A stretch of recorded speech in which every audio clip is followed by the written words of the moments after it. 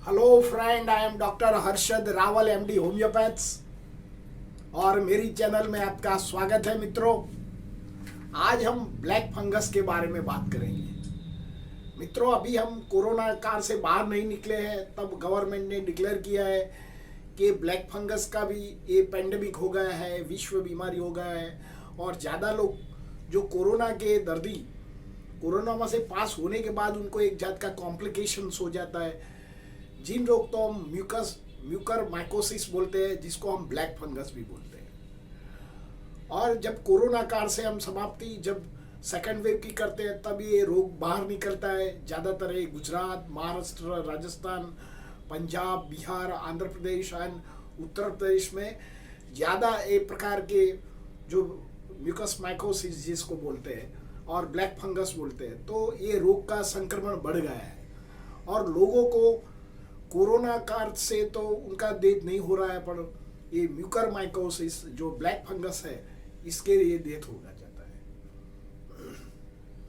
तभी ये mucus mycosis क्या है और इसका किन लोगों को ज़्यादातर ये म्यूकस माइकोसिस के या ब्लैक फंगस का इन्फेक्शन हो जाता है, और किन के प्रकार के ये म्यूकस माइकोसिस होता है, उनके कैसे साइन एंड सिम्टम्स हो जाता है, और इसमें होम्योपैथी का रोल क्या है और कैसे डायग्नोसिस किया जाता है, ये सब कुछ हम आपको ये वीडियो में बताएंगे।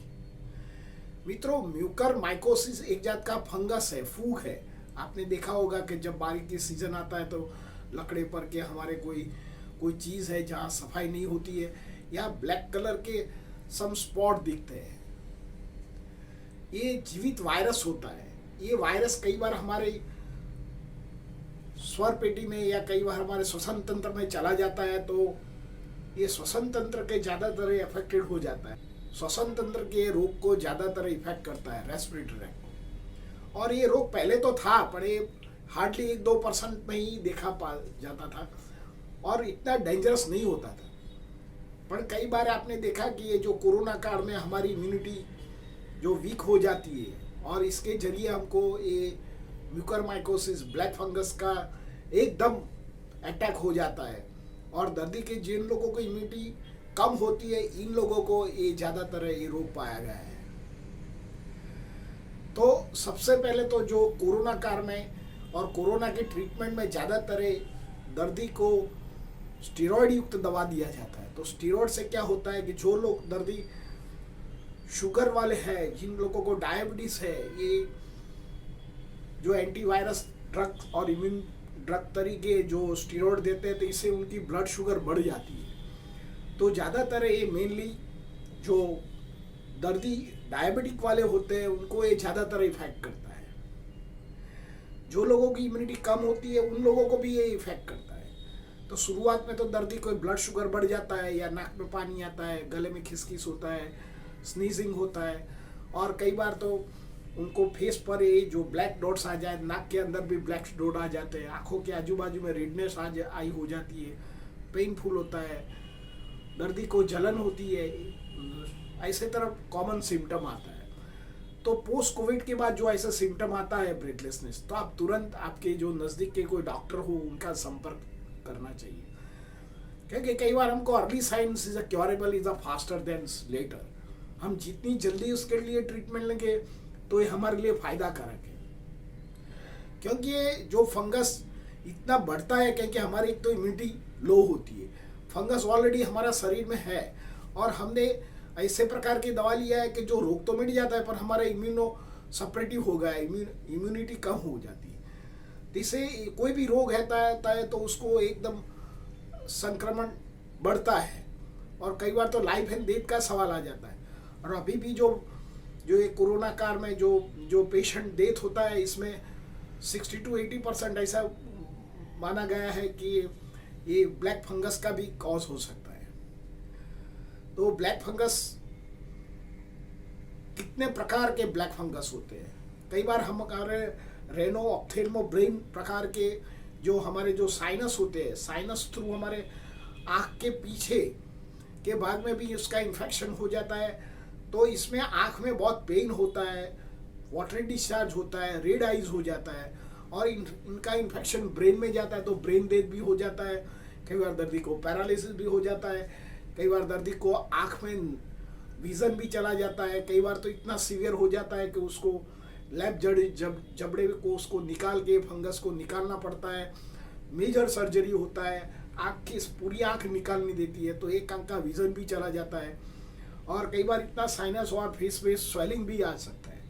ये सब कुछ कारण जो हमारे जो फर्स्ट प्रकार के जो साइनस और आँख और ब्रेन का जो प्रकार है इसमें ये पाया गया है। और जनरली नाउ अ डे जो पोस्ट कोविड में ये साइनस ऑप्थेल्मिक जो ब्रेन प्रकार के जो ब्लैक फंगस है इसका ज़्यादातर रोल है।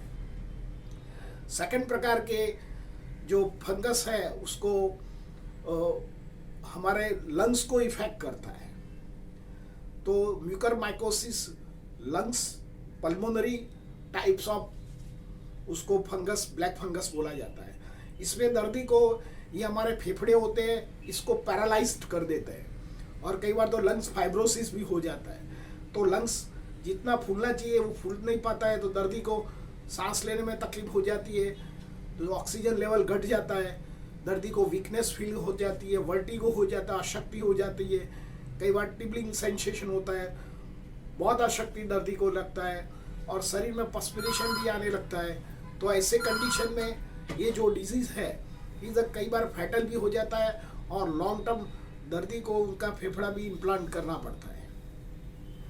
थर्ड प्रकार के जो ब्लैक फंगस है या म्यूकरमाइकोसिस है, ये क्यूटिनस टाइप होता है। हमारा जो स्किन होता है इसमें कई बार ब्लैक फंगस आ जाती है, ब्लैक स्पॉट्स आ जाता है, जैसे लाइकन प्लेनस होता है ऐसे प्रकार के होते हैं, खुजली बहुत आता है, बर्निंग होता है, इरिटेटिंग होता है, जैसे खुजलते तो दूसरी जगह पे ये स्प्रेड होता है, पर इतना ये जानलेवा नहीं होता है। ये धीरे धीरे आप पोस्ट कोविड के बाद या पोस्ट आपका म्यूकरमाइकोसिस इन्फेक्शन के जब आप आधुनिक साइंस की दवा लेने के बाद जो कॉम्प्लिकेशन रह जाता है तो आप होम्योपैथिक से फुलफिल कर सकते हैं। फोर्थ टाइप के जो म्यूकरमाइकोसिस है ये हमारा जीआईटी ट्रैक में हो जाता है। कई बार जीआईटी ट्रैक में हो जाता है तो दर्दी को कॉफी ग्राउंड बैकग्राउंड की वॉमिटिंग होता है, या कफिंग होता है, कफ में भी ब्लड आ जाता है या डार्क ब्लड आ जाता है, कई बार स्टूल में भी ब्लैक स्टूल आ जाता है, दर्दी को वीकनेस लगता है, भूख नहीं लगता है, वेट लॉस होता है। ये सब कुछ म्यूकरमाइकोसिस गैस्ट्रिक जिन लोगों को इन्फेक्शन हुआ है इसके जरिए होता है। इसमें भी दर्दी को मैनेज हो सकता है और दर्दी सर्वाइव भी हो सकता है। फिफ्थ टाइप का जो म्यूकरमाइकोसिस है हमारे सर्कुलेटरी सिस्टम में इफेक्ट कर देता है। ये इन्फेक्शन लगने से हमारे जो खून में धब्बे हो जाते हैं, धब्बे होने के कारण हमारा खून जाड़ा हो जाती है, तो कई बार इसके हार्ट अटैक आने की भी संभावना रहती है। कई बार दर्दी को सडन हार्ट स्टॉप हो जाता है और ब्रेन स्टॉप होने का भी संभावना रहती है। तो म्यूकरमाइकोसिस का हमने टाइप बताया, वो कैसे स्प्रेड होता है। तो सबसे पहले तो जिन लोगों को इम्यूनिटी कम होती है उन लोगों को ज़्यादातर रहने की संभावना रहती है। कई बार लोगों को मोर्बिड कंडीशन होता है जिसको कैंसर होता है या किडनी डिजीज से सफ़र होता है, इन लोगों को भी ये रोग होने की संभावना रहती है। कई बार हाइपरटेंशन दर्दी होता है, उनको भी ये म्यूकरमाइकोसिस होने की संभावना रहती है। ये कैसे स्प्रेड होता है, देखो अभी तो ये पैंडेमिक ऋतु में अभी वो माना गया है कि ये एरोसॉल भी है और ड्रॉपलेट भी है। तो एरोसॉल क्या है कि जो कोरोना पेशेंट एक बार स्पीक करता है तो ये स्पीक में उसके गले में से फेफड़े में से छोटे छोटे micro to micro milli micro जो हवा जो कण होता है इसके पर ये ट्रैवल करते हैं और ट्रैवल करके 10 मीटर तक ये बाहर फैलते हैं। तो ये ऐसे तरह ये इसको एरोसॉल भी बोला जाता है। कई बार हम जब बोलते हैं तो माइक्रो ड्रॉपलेट्स होता है, खून की छोटी छोटी बूंदे होती है, इसके पर ये वायरल पेलोड हो जाते हैं और हवा में ट्रैवल करते हैं, तो ये 5 मीटर तक जाते हैं। तो अभी जो WHO ने भी बताया है कि ये एरोसॉल भी है और ड्रॉपलेट भी है।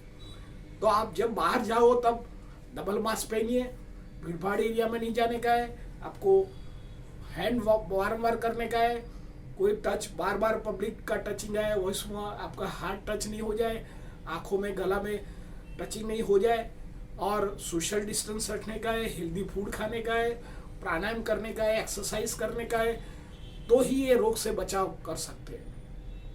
मित्रों, इसमें होम्योपैथिक का कौन सा रोल है?